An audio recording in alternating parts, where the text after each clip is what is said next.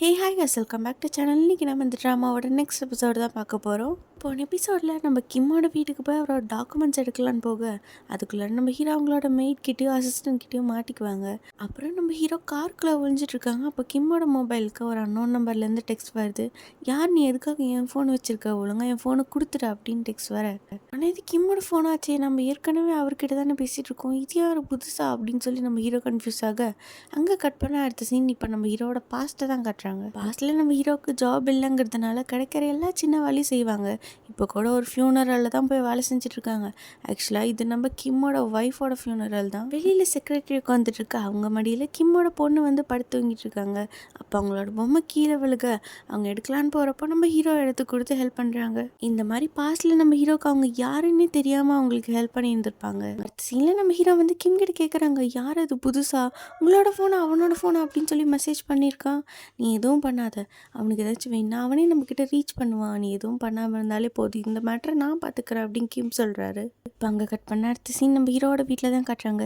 நீங்கள் அவனை எப்படி ட்ராக் பண்ண போகிறீங்க அப்படின்னு நம்ம ஹீரோ கேட்க, அதெல்லாம் ஒரு மேட்ரே இல்லை, நான்லாம் ஈஸியாக அவனை கண்டுபிடிச்சிருவேன் அப்படின்னு நம்ம கிம் சொல்கிறாங்க. நம்ம நீங்கள் தான் ஸ்மார்ட் ஃபோன் ஆச்சு, நீங்கள் தான் எல்லாம் ஈஸியாக பண்ணிடுவீங்களே, லேப்டாப் எல்லாம் வச்சு ஒன்றும் பண்ண முடியாது, பேசாமல் நாளைக்கு நம்ம ஆஃபீஸ் போனால் அதில் உங்கள் லேப்டாப் வச்சு நீங்கள் அவங்கள ட்ராக் பண்ணலாம்ல அப்படின்னு நம்ம ஹீரோ சொல்ல, அதெல்லாம் இப்போ ஒர்க் அவுட் ஆகாது, என் வீட்டில் இருக்க என்னோட பர்சனல் லேப்டாப் வச்சு தான் நம்ம ட்ராக் பண்ண போகிறோம், அதனால் மறுபடியும் என் வீட்டுக்கு போகணும்.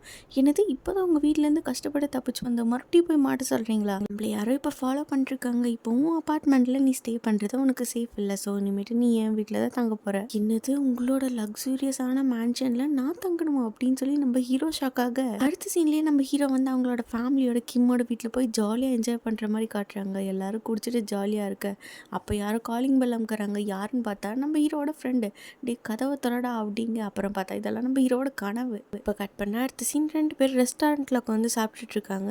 அப்போ நம்ம ஹீரோ வந்து கேட்குறாங்க, இதுக்கு முன்னாடி நீ இந்த மாதிரி கேள்விப்பட்டிருக்கியா, ஏதாவது ஒரு ஆக்சிடெண்ட்டில் யாராவது அவங்களோட சோல் வந்து ஃபோனுக்குள்ளார போய் மாட்டுற மாதிரி, அதை வெளியில் கொண்டு வர ட்ரை பண்ணுற மாதிரி. ஆமாம், இது என்ன புது ட்ராமாவா, இதோட பேர் என்ன, இதுவும் நல்லா போகும் போலையா அப்படின்னு சொல்லி அவங்க ஃப்ரெண்டு கலாய்ச்சிட்டு இருக்க. இது ட்ராமா இல்லை, நான் உண்மையாலுமே கேட்குறேன் அப்படின்னு சொல்ல, என்ன விளையாடுறியா, இந்த மாதிரிலாம் எங்கேயாவது ரியல் லைஃப்பில் நடக்குமா அப்படின்னு சொல்லி அவங்க ஃப்ரெண்டு பேசிகிட்டு இருக்காங்க. அடுத்த சீனில் நம்ம செக்ரட்டரி கிம்மோட அசிஸ்டன்ட் கிட்ட என்ன பேசினாங்கன்னு தான் காட்டுறாங்க. பாஸ் வரதுக்கு முன்னாடியே நாங்கள் அவரோட பொண்ணை கூட்டிகிட்டு அந்த கேம்பிங் ஃபயர் போயிட்டோம். அவர் அந்த வேலை வந்துட்டுருக்குன்னு சொன்னவர் திடீர்னு காணாமல் போயிட்டாரு. எப்படி பேசிகிட்டு இருக்கப்போ தானாக கால் கட்டாச்சு. ஆனால் இப்போ என்னடானா ஒரு ஒர்க் விஷயமா அப்ராட் போயிருக்கேன்னு சொல்கிறாரு.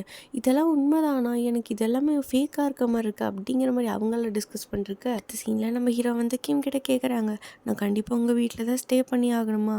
ஆமாம், நம்மளோட அக்ரிமெண்ட் முடிய வரைக்கும் உனக்கு வேறு ஆப்ஷனே இல்லை, உனக்கு பர்சனல் அப்பாயின்மெண்ட்ஸ் எதுவுமே கிடையாது, அது மட்டும் இல்லாமல் இதுவும் சேஃப்டிக்காக தான், தயவு செஞ்சு புரிஞ்சுக்கோ அப்படின்னு சொல்ல, என்னோட அசிஸ்டன்ட் கிட்டேயும் மெய்டுக்கிட்டேயும் உன்னை பற்றி ஆல்ரெடி சொல்லிட்டேன், ஸோ நீ அதை பற்றி எதுவும் கவலைப்பட வேண்டாம் அப்படின்னு சொல்ல. இப்போ நெக்ஸ்ட் டே நம்ம ஹீரோ வந்து கிம்மோட வீட்டுக்கு தான் போயிருக்காங்க. அங்கே போய் சிண்டர்லா மாதிரி காஸ்டியூம் எல்லாம் போட்டு கிம்மோட பொண்ணு கூட விளாண்டு எப்படியோ அவர் வந்து இம்ப்ரெஸ் பண்ணிடுறாங்க. அந்த பொண்ணுக்கும் நம்ம ஹீரோவை ரொம்ப பிடிச்சிருது.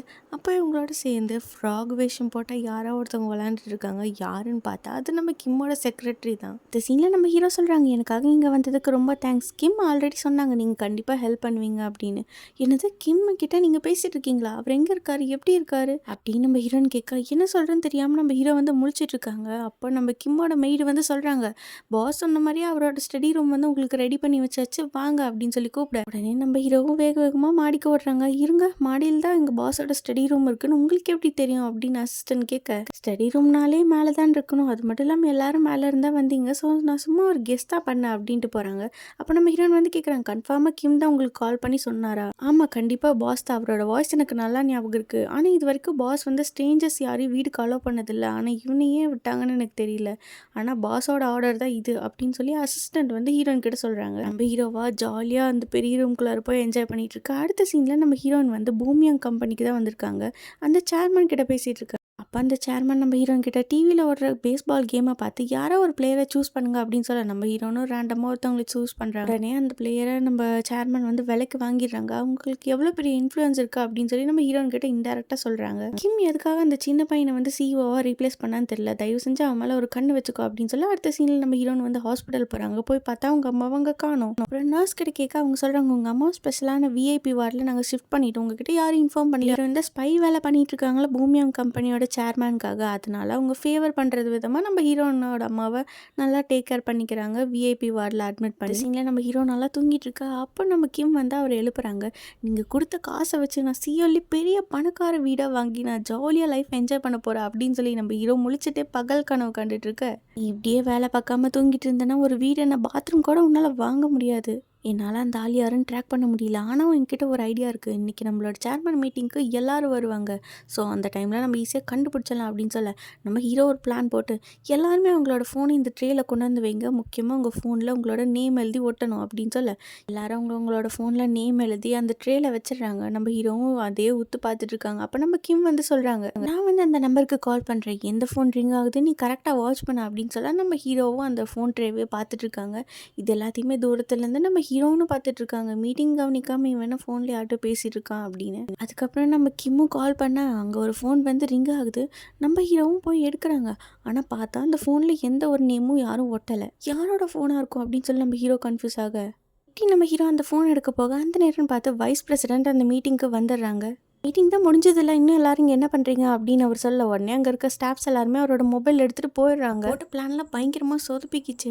எல்லாரும் அவங்களோட மொபைல் எடுத்துகிட்டு போயிட்டாங்க. கரெக்டான டைமில் இந்த வைஸ் பிரசிடென்ட் உள்ள வந்து எல்லாத்தையுமே கெடுத்துட்டாரு அப்படின்னு சொல்லி நம்ம ஹீரோ வந்து கிம் கிட்ட சொல்லிட்டு இருக்க.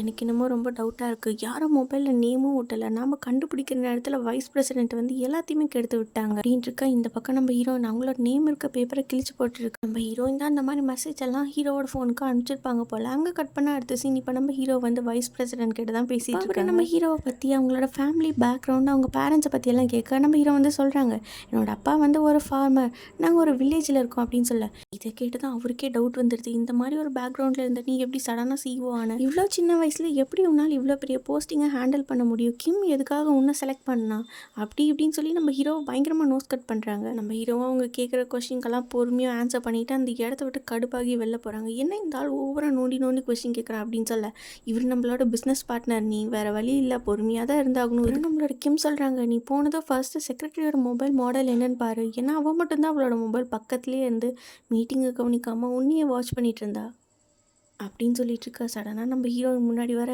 ஆமாம் நீ எவ்வளோ நேரமாக இங்கே நின்று இருந்தா அப்படின்னு சொல்லி நம்ம ஹீரோ ஷாக்காக கேட்க, மீட்டிங் முடிஞ்சது நம்ம இந்த பக்கம் போகணும் அப்படின்னு சொல்லி நம்ம ஹீரோன் கூப்பிட்டு போயிடுறாங்க. அடுத்த சீனில் 2 பேரும் காரில் போயிட்டுருக்கா. அப்போ ஹீரோ வந்து கிம்க்கு டெக்ஸ்ட் பண்ணுறாங்க, ஒருவேளை நம்ம பேசினதெல்லாம் அவள் கேட்டிருப்பாளா,